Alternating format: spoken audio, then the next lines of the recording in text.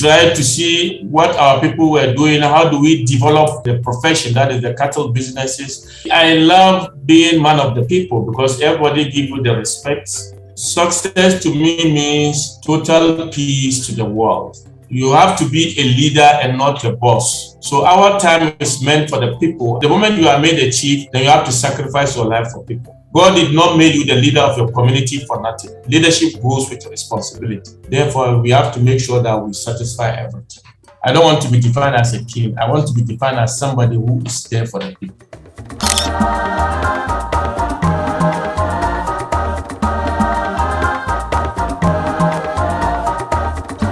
I am your host Gaurav Garg and we welcome all our viewers to our show Amazing Mentor. Today with us is His Royal Highness Saraki Fulani Koita. He is the King of Ashanti region of Ghana. His Royal Highness is an experienced Chief Executive Officer with demonstrative history of working in the farming industry.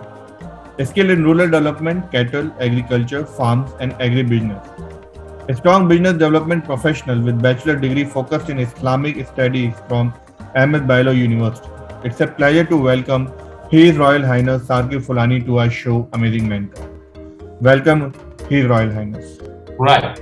My name is Chief Osman bin Ahmed. I am the National Vice President of my people, which are called the Fulani people. And then the Ashanti, I'm the regional chief of the tribe. And then the president of all the local Fulani, all the districts. So more or less, I'm like the regional head of my tribe. So tell us about your childhood. How was your childhood? Well, I grew up in a palace. As you know, my father was the head of the tribe since 1922. He died in 78. My elder brother, the eldest brother, who took over from 78, died in 2017. And from there, as the last born of my father, I took over from there till date. Yeah, so chieftaincy has been in the house for more than 100 years. There were some of my grandfathers took over at that time, but I don't know much about them. So I'm limiting myself to my father who took over from 1922 and died on 1978. And then 78, my elder brother took over and died in 2017, and I took over from that time till today. Tell us about your educational background, schooling and higher education. I started my primary school here, finished up to the way to the sixth form, went to Nigeria, Ahmadu Bello University, and came back. Since your childhood, did you thought of becoming the king, or was there any other plan? It was part of us because naturally it was a linealogy. So from there, everybody knows since my childhood, I was trained to take over. So there are a lot of things that the youth of my time were doing, which I wasn't doing because they were guiding me because of the throne. Where am I now is in my office, but I have a complete palace which I will forward it to you later. We live in the palace and what we do at the palace and the structure and everything. But I also have two companies called Black Wall Street Africa, and I also have another one, Cattle Innovation Ghana Limited. So this is my office where I work, but the palace is somewhere. And what about your hobbies and interests? My hobbies, I like reading and then taking care of animals. I like cattle. You know, we have a lot of cattle and our tribe are noted with cattle. So cattle rearing is one of the best hobbies that I like. I like animals, you know that. So if you compare your childhood with other children around, what was the main difference between your childhood and the childhood general public play? My life has been monitored throughout. Wherever I go, there is a caretaker who take care of me. I was not allowed to play like most of the children had. My life was controlled. By 6 p.m. I have to be in the house. I don't eat outside like any other child do. I have a lot of limitation. So that is the way I grew up. I was not allowed to mingle with a lot of people like my contemporaries were doing. My life was very, very, very limited. Post completing your bachelor degree focused in Islamic study from Ahmed Bailo University, what was your plan? Well, the plan was for me to make sure that my people are well catered for in terms of, because you realize that our people have limitation in terms of education. So with my education, I have to make sure that I liberate. We need to bring in modern system. Like secondly, the meat, what are we going to do with the meat? Are we packaging it? The dairies, what are we going to do so that it becomes very nice for all of us? So these are some of the things that we are doing. Where do you see your Ashanti region 10 years from now? I see a lot of development because now the children go to school. We try to make them realize the importance of education as the fulcrum of development.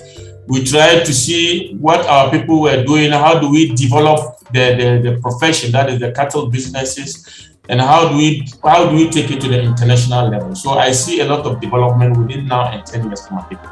So what challenges do you face while focusing on the development of your region? Problem between the crop farmers and the cattle properties. We need to, and then we also have a problem of land tenure system.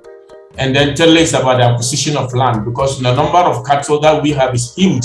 So therefore, we need to learn that we need to grow the grass and feed the animals rather than to allow the animals to go around and be destroying things. These are some of the challenges that we have. And secondly, how do we try to bring computers and then ICT to develop our people? Because we are in the modern world where innovation should come into whatever we are doing, where we need to let people know the importance of in computers, in training, because the world is a computer world now. So what's that one thing you love about being a king?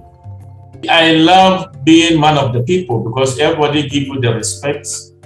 When they see you, they bow, they take you in high esteem. But this thing goes a long way to make me realize that I also have a duty to the people. I need to also work hard to make sure they are also well catered for, to also look at their education and a lot of things. So what was the most challenging phase of your life? The most challenging is needing peace for my people, peace for the country, and peace for humanity as a whole. That is the biggest challenge that I'm facing, to make sure there is total peace. Who is your mentor?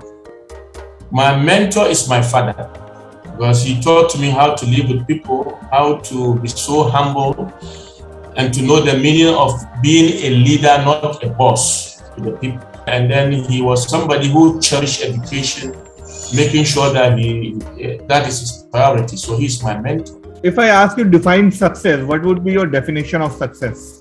Success to me means total peace to the world. I'm somebody who don't care much about the material world. That is not my aim. My aim is to make sure that my people develop both educationally, spiritually. So if you were able to get hold of time machine, which phase of your life would you like to roll back? I can say I'm more or less the photocopy of the old man, but in the youthful stage. My father was a very old man with a lot of business acumen, and I want to do the same thing. So I can say more or less I'm his photocopy, but in a youthful form. The motto of life to me is total well-being of mankind. What's the impact of COVID on your region growth? With all praises be to God, the effect of COVID has not been too much into this part of the world. In fact, our government did very well for bringing all the measures. Luckily for us, we also abide by it. So the rate of mortality was very low, very, very low. I think it's about 500 people died, but the recovery rate was so high through the country. We never, and currently, God being so good, we are not experiencing, even though it exists, but not to that level. We don't hear about death and all these things, and people are taking a lot of precautions with the COVID measures. So how do you define your roles and responsibility as regional chief of Falbe of Ashanti region? It's okay. As a normal, we move together as with other people. We make, because we don't see the difference. We are the same people, culture-wise, language-wise, and other things. We move together. Here, we see ourselves as equal. We are Muslims, but we live in peace with the Christians. Traditional, we do the same thing. They understand our language. We understand them. We move together, we do businesses together, we do everything together without any hindrance. So here, culturally, we are just the same people here. So what are some of your biggest achievements post becoming king? My biggest achievement was, number one, at first, people were looking at the tribe as some people who, the people didn't understand who the Fulanis are. they thought they were just driving the animals and doing all sorts of things. So my coming has modernized that profession. And then if within the governmental level, they know I did because even the government appointed me as a member of the Ghana Cattle Ranching Committee to make sure there is sanity, there is development in the cattle sector, which is actually causing problems. So my coming has brought a lot of development in those agricultural sector. Yes. And then traditional wise, we managed to also elevate our custom and tradition for people to see that no, we are around doing our own thing without trouble. Yes. And the people are also happy that now the culture is developing. So you play many roles at the same time. You are the brand ambassador of African Women's Health Project International, Vice President Cattle Header Association, Vice President Association of Fulani Sheep of the Black Wall Street Africa and Regional Chief of the Fulani of Astani region. How do you manage your time? Yes. Well, I try to take it all as time because like I was saying, I try to apportion it. I try to have equal time for everything because I know and some of my job too, if I can do, I also delegate it for other people to do for me, but I make sure I get the results. That is the way I do it. So from your busy schedule, do you get time for yourself? All your time is for the people. You only need to have some for rest because at any time you can be called upon, duty can call you. So you have to be man of the people. You have to be there to serve them at any time. You have to be a leader and not a boss. So our time is meant for the people. The moment you are made a chief, then you have to sacrifice your life for people. So only at times you can have time to rest. Sometimes there will be problem at any time. You can even remember when I schedule a time with you, I have to push it ahead because I just came in to come and tackle it. This is part of our job. So we don't have a specific time for rest. At any time, things can happen and you have to deal with it because if you don't do it, who will do it? God did not make you the leader of your community for nothing. Leadership goes with responsibility. Therefore, we have to make sure that we satisfy everything. So what was your age when you were crowned as the king? Currently, I'm 56 years, but I was crowned as the king on 2017. So I want you to do the mathematics for me. That can give you the answers. And I was crowned on September 2017. 22nd September 2017 is when I was crowned. So I'm leaving the assignment for you to do the calculation. Yes. So what was the major difference which came to your life post becoming king? Well, one thing I know, I never give up. That is one of my defenses. I don't give up. If I'm bent in doing something, I make sure it happens. I dedicate my time, my zeal, my everything to make sure because I believe in results. And I don't give up. Whenever I want, I will make sure it goes. So what would be your piece of advice for aspiring people in and around Africa and the world? Before one can develop, education is the best. You need to educate people before. Education is there to change. So my first advice to the people is for them to get education. Number two, to also look at what would they do to sacrifice and do something for humanity. So what all are do's and don'ts you would suggest while starting your professional journey? What I would suggest in do, truth should be your motto in everything that you have been able to be truthful. So I will encourage my advice to the people. Number one, they have to be educated.